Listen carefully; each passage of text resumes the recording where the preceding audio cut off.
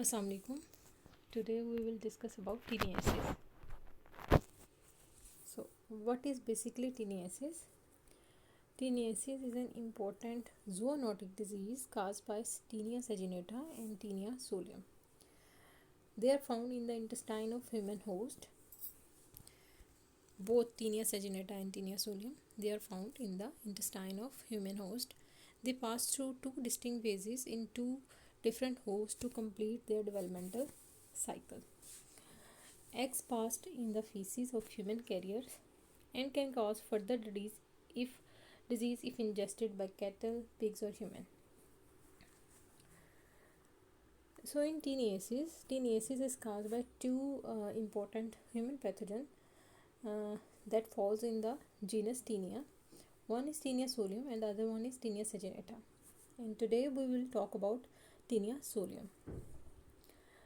So, adult form of Taenia solium cause Taeniasis, whereas larval form of Taenia solium cause cysticercosis. And now we will talk about some important properties of Taenia solium. Taenia solium can be identified by its colex, which has 4 suckers and circle of hooks. In Taeniasis, the adult tapeworm is located in the human intestine. This occurs when humans are infected by eating raw or undercooked pork containing the larva called cysticerci.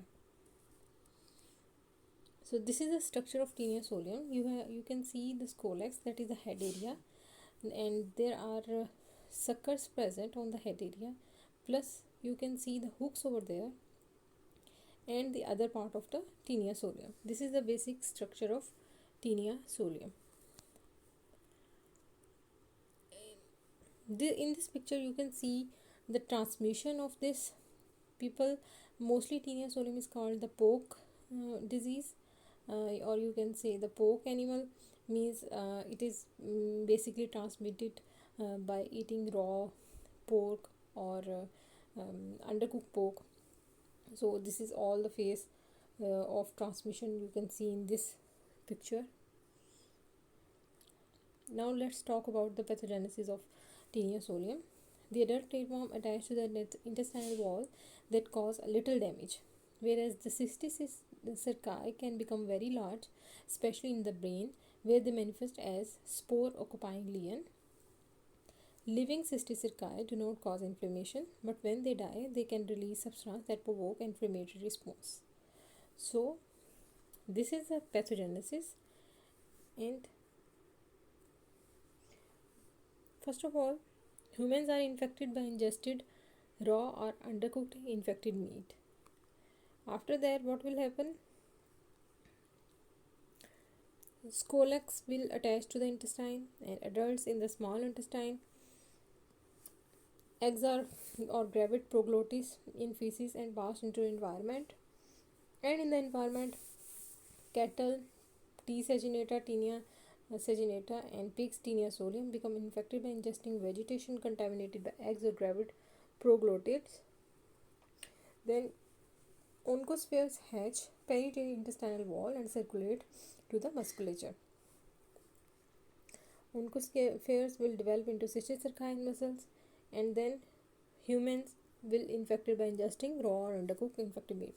This is the life cycle of this Taenia solium infection. Okay. So in this we have added the Taenia saginata also. Taenia saginata is caused by eating raw or undercooked cow meat, whereas Taenia solium is caused by eating undercooked pork. Okay, this is again the example of Taenia solium life cycle.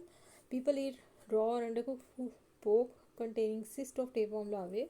Then what will happen? In the intestine, cysticerci mature into adults, which attach themselves to the wall of intestine. And then after that, what will happen? Adult worms produce segments that bear eggs called proglottids, which may release eggs or detach from the tapeworm. Whereas eggs or the detached proglottids are passed in stool. Pigs or people are infected by ingesting eggs or the egg-bearing proglottids.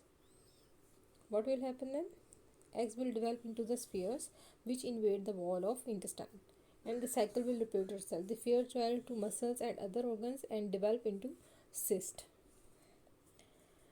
What will happen? What will be the clinical findings? Patient may feel anorexia, diarrhea, headache, vomiting, seizures.